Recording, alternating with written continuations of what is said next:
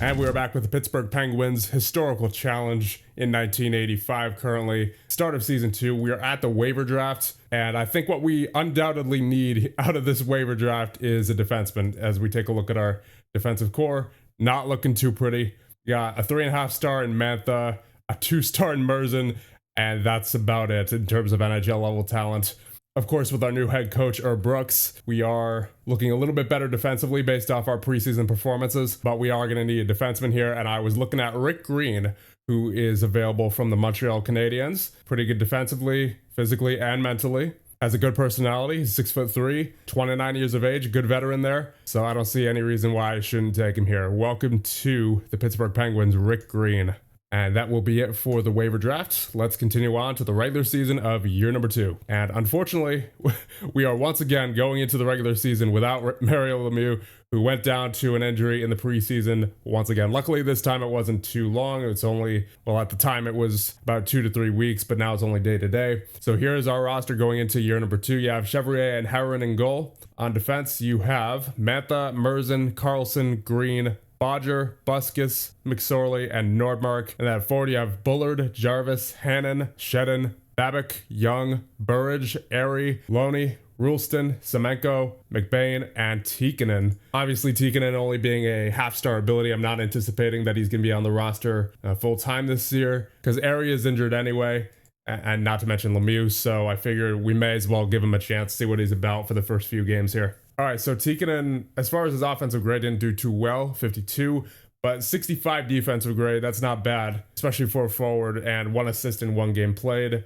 Still, it's pretty clear he's not ready for the NHL, especially when we take a look at the training page. It says he's not ready for this level. So now that Lemieux is back, I think we're going to send him down. All right, I think I do want to pick up someone for free agency here. Scott Gruel, 1.5 star ability. I mean, he's not great, but he's better than a couple of the forwards we have on our roster currently, such as Semenko, who is not doing well this year at all. To start out, a 49 offensive grade, which I suppose you would expect from an enforcer like him, and then a 52 defensive grade. Then you actually have Buskus on defense with a 44 defensive grade, so he might not be gelling too well with Herb Brooks' defensive system. Then you also have Airy with a 45 defensive grade, only a 51 offensive grade. I mean, Airy's a pretty talented player, so I'll give him more of a leash as compared to players like Buskus and Semenko, but still something to keep an eye on. So I'm going to sign Scott Gruel here, and I will send down Semenko. And of course, Gruel ended up being a 1-star anyway, so we'll see how much of a difference that makes. I can't imagine much, but as long as he does better than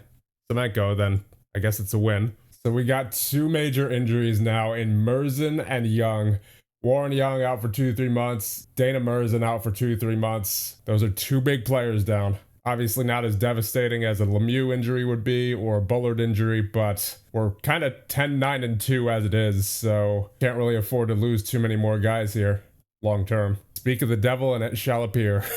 Bullard with a 2-3 week injury. Lemieux also injured. Not for as long, but geez. I mean, I know we're not the best team on paper, even at full health, but we're not getting any help from the injuries here. This is definitely very unfortunate. All right, so on February 1st, we're 29-20-2, 4th in division, but also 4th in the conference. 60 points, so we have a pretty comfortable playoff spot right now. Unfortunately, goaltending continues to be an issue. 884 save percentage for Chevrier, 863 for Herron.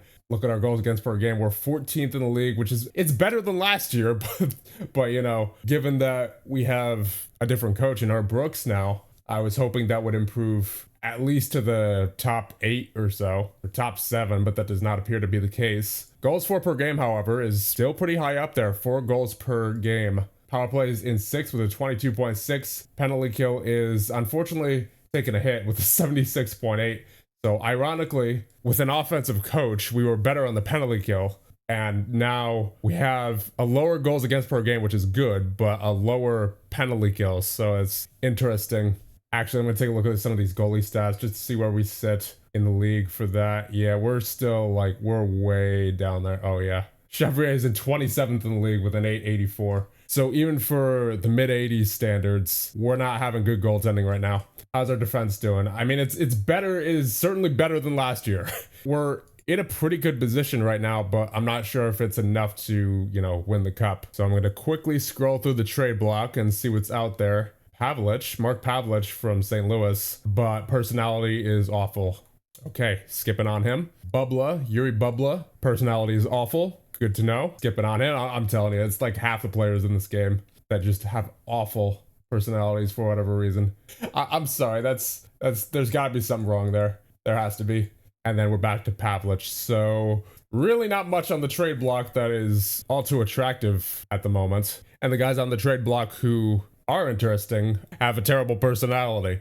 And here we are at the end of the regular season of year number 2. We finished 45, 32, and 3, leading us to be 3rd in the Patrick division and 3rd in the Wales Conference. We were 12 points better than last year, so a definite improvement under Herb Brooks. In goal, unfortunately not so much. An 876 save percentage for Chevrolet and an 858 for Heron. So once again, poor goaltending going into the playoffs, not pretty. On defense, you have Carlson and Bodger for 43 points, 27 for Green, 24 for Merzen, 22 for Hillier, and 11 for Busquets. At forward, you have 113 points for Lemieux with 65 goals, Babbitt with 93, Bullard with 81, Hannon with 67, 64 for Burridge in his rookie year, 53 for Jarvis, 46 for Shedden, 45 for Rulston, 43 for Young, 41 for Airy, 39 for McBain, 18 for Loney, 16 for Gruel, and 13 for Semenko. And then on the injury list, Mo Mantha for 2 to 3 months with a torn back muscle. So we're going into the playoffs without our best defenseman.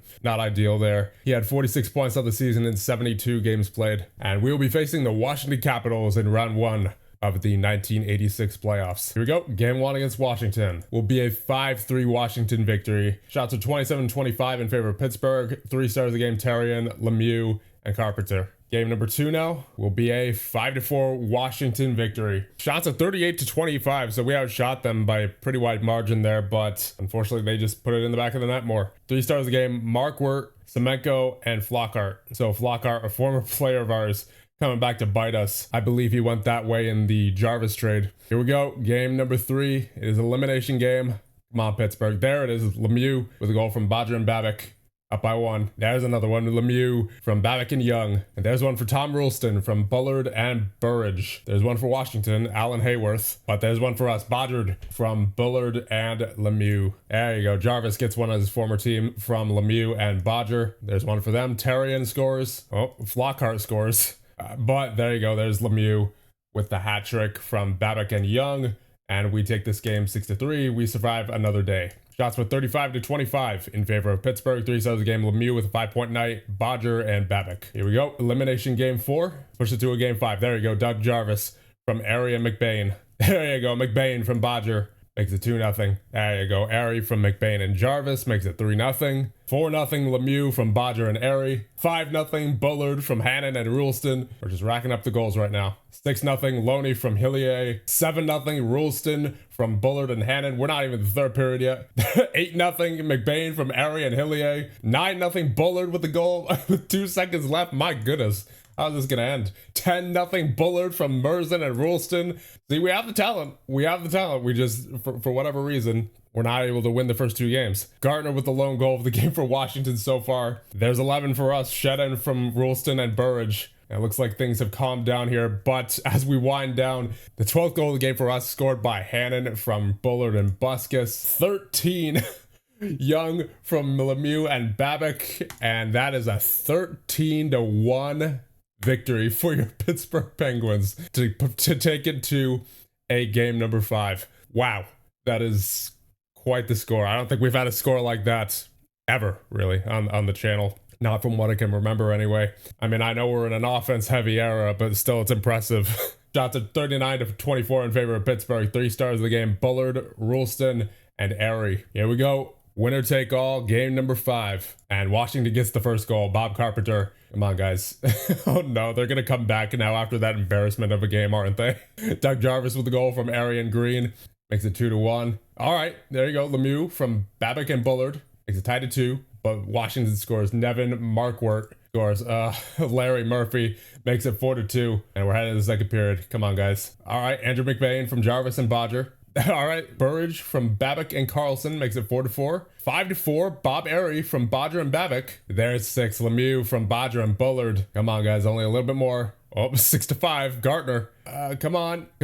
There it is. All right, we hold on.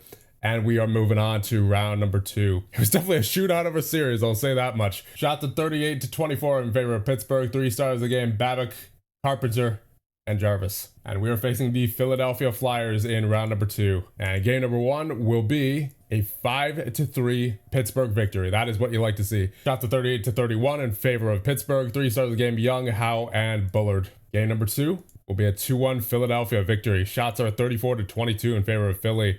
3 stars of the game, Bergen, Bodger, and Sutter. Oh no, Rick Green down with a calf strain for 2-3 weeks. Not a good injury to get here. I believe that means, yeah, we're gonna have to call up a defenseman. All right, game number 3 will be a 4-2 Philly victory. Shots are 42-22 in favor of Philly. 3 stars of the game, Craven, Lemieux, and Kerr. Game number 4. It's not elimination game number 4. Round 2 is 7 games, I believe. And that will be a 9-6 Pittsburgh victory. My goodness. Shots at 38-25 in favor of Pittsburgh. 3 stars of the game, Erie, McBain, and Rulston. Here we go. Game number 5 will be a 6-2 Philly victory.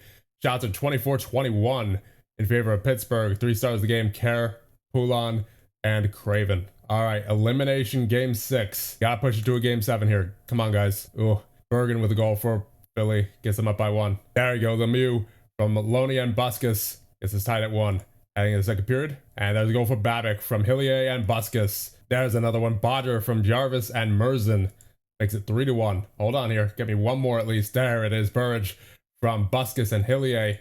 Makes it 4-1. And we end, it looks like, at 5-1 with 5 seconds left. Lemieux with the goal from Buskus and Young. We are indeed headed to 7. Way to go, boys. Shots are 30-24 in favor of Pittsburgh. 3 stars of the game, Buskus, Lemieux, and Hillier. All right, game 7. Come on, Pittsburgh. Round 3 on the line. Yeah, that's the first goal of the game for them with 2:20 remaining in the first. Bergen with the goal. Oh, but Lemieux, before the period closes out, gets one back from Hannon and Bodger. We are tied at 1 headed in the second period. There's 2-1. Warren Young from Babbitt and Lemieux. We're up by, oh, never mind. We're up by 2 now. Lemieux again from Young and Bodger. It's now 3-1. There's 3-2. Tim Kerr with the goal. Oh, 3-3. Tim Kerr with another one. 4-3. Bullard from Gruel and Erie. So halfway through the third period, there's 5-3 Bullard from Hannon and Buskus. At 6-3 Lemieux with the hat trick from Buskus and Carlson, and we move on to round number 3. Talk about close. I mean, one thing I'll say is we seem to know how to come back. That much is clear. We came back in round number 1, came back in round number 2, and here we go into round number 3. Hopefully we don't put ourselves in the same situation and we can actually close this series out against Montreal in convincing fashion. But you know what? I'll take it. Here's a look at the playoff stats so far. Lemieux with 24 points in 12 games played. My goodness. You have 19 for Bodger, 18 for Bullard. Getting a lot of offense from this team as expected. And in goal, you have Chevrier with an .869 save percentage. We're in the 3rd round, so I won't complain for the time being. Here we go. Game 1 against Montreal will be an 8-1 Pittsburgh victory. Shots of 38-31 in favor of Pittsburgh. 3 stars of the game. Lemieux with a hat trick again. Bodger and Burridge. Game number 2 will be a 1-0 Montreal victory. Shots are 28-26 in favor of Pittsburgh. 3 stars of the game. Satart, McSorley, and Robinson. Oh boy, we don't have enough skaters. Who's injured? Looks like Babbitt and McBain got a bit of a injury there. Gonna have to call up another defenseman, that means. I guess that'll be Charles Worth. All right, here we go. Game 3 against Montreal will be a 6-2 Montreal victory. Shots at 33-29 in favor of Pittsburgh. 3 stars of the game, Lemieux, Walter, and Carbonneau. Game number 4, come on, Pittsburgh. 6-3 win for Montreal. Shots at 35-34 in favor of Pittsburgh. 3 stars of the game, Robinson, Lemieux, and Hunter. That'd be Claude Lemieux, not Mario Lemieux. Ooh, looks like Young is out now. Sprained ankle for 2-3 weeks. And then Merzen as well. Yeah, that's not good. So we're going to need to call up a forward here. May as well see what Tikkanen can do. I mean, he had a decent season in the AHL. He had 61 points. I know he's still only a half-star ability, but you know what? We'll see what he can do under pressure. Here we go. Elimination game number 5 against Montreal. We're going to have to win 3 in a row here. Come on, Pittsburgh. Oh, there's one for Larry Robinson. Makes it 1-0. I believe that was the first shot of the game as well. Oh, we got a goal. I didn't see who it was. I clicked play because there was just penalties that were popping up basically nonstop. So I just kept clicking play and eventually we got a goal. But it looks like it was Bullard who got the goal. So we had in the second period tied at 1. Ooh, Mark Hunter with the goal for Montreal makes it 2-1. Going to the third period down by 1. Come on, Pittsburgh. Come on, Pittsburgh. There it is. Hannon from Bodger and Carlson makes it 2-2. Oh, 3-2. Bob Gainey scores. And is that it? Yep, that's it. And we are out in the third round. That's unfortunate. We gave it a good run, but still not good enough. Shot to 25-18 in favor of Montreal. 3 stars of the game. Gainey, Charlesworth, and Robinson. Have one more look at the playoff stats, then one things off. Yeah, Lemieux with 30 points,